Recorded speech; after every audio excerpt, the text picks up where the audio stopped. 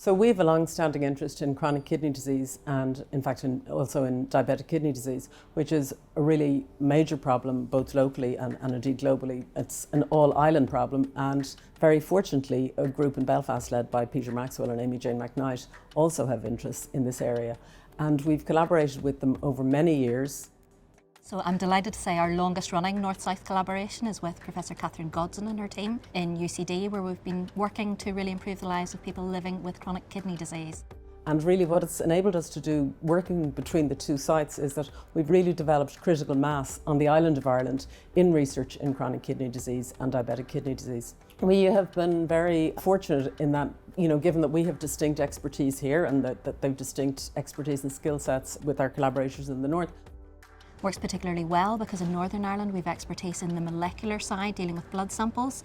Catherine Godson's team deal with kidney biopsy samples, and together we can really bring holistic benefits towards improving medicine of people living with kidney disease. So this has produced like a very synergistic relationship, which we've actually been able to leverage by being able to access US, Ireland R&D funding and programme of research. And through that, we're part of a big international consortium that's addressing the genetic basis of diabetic kidney disease. So that's been a really great advantage, and it's also helped us make very significant breakthroughs in this area of research, which it's not just important on the island of Ireland, but also an important global problem. Another collaboration we have is working with Professor Roseanne Kenny's team.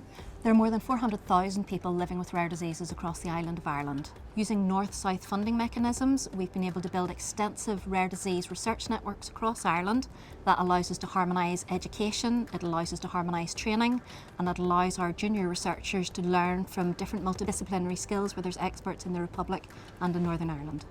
And that has resulted in more than 80 different research publications in high quality journals, including Nature, really coming from these interdisciplinary North-South collaborations. I'm Wim Meijer. I'm a professor of microbiology in UCD. I'm working on two projects that involve close North-South collaboration. One is the Interact Swim project, which was carried out between Northern Ireland and the Republic of Ireland. We aim to develop bathing water quality prediction models, which will of course be beneficial for our stakeholders in both jurisdictions.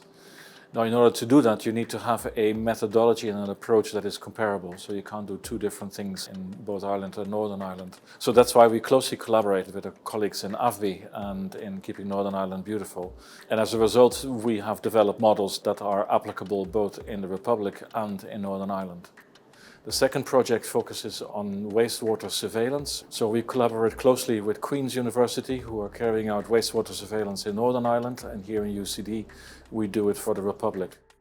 At Queen's University we're very fortunate to have a large number of projects which have a North-South collaboration element. And certainly my group, which is based in the School of Biological Sciences, has benefited from North-South collaborations for at least the last 10 to 15 years. Where we are at the minute is in our research hub looking at SARS-CoV-2 in wastewater.